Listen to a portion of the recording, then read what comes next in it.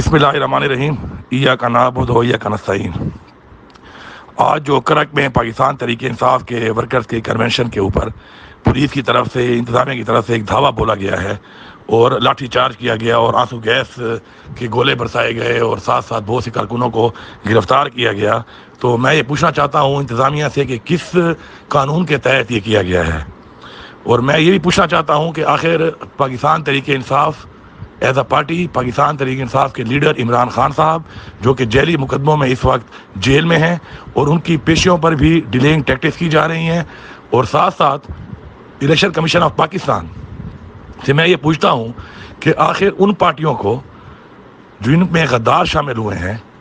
اور ہماری پارٹی سے جیلوں سے اٹھا کر لوگوں کو ان پارٹیوں میں شامل کیا گیا ہے، تو غداروں کو تو اس ملک میں اجازت ہے کہ پولیس ان کو پروٹوکول بھی دے رہی ہے اور پولیس ان کو سیکیورٹی بھی دے رہی ہے، اور جو وفادار ہیں وفا کر رہے ہیں اپنے نظریے کے ساتھ، اپنے لیڈر کے ساتھ، ان کے اوپر آپ فسائیت کر رہے ہیں،